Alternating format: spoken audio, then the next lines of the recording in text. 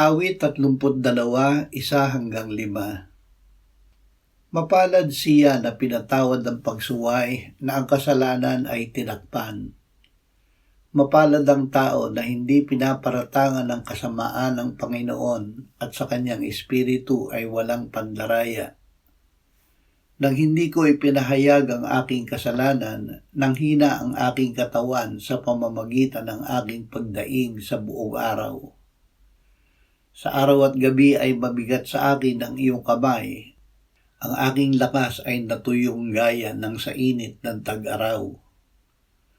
Kinilala ko ang aking kasalanan sa iyo at hindi ko ikinubli ang aking kasamaan. Aking sinabi, ipahahayag ko ang aking paglabag sa Panginoon at iyong ipinatawad ang bigat ng aking kasalanan. Aminin ang kasalanan sa Diyos. Nang hindi ipinahayag ni David ang kanyang kasalanan, nakaranas siya ng panghihina dahil sa bigat ng kamay ng Diyos sa kanya. Higit dito, isinugo ng Diyos si Propeta Nathan at sinabi sa kanya na nagkasala siya. Sinabi ni David kay Nathan, "Ako ay nagkasala sa Panginoon."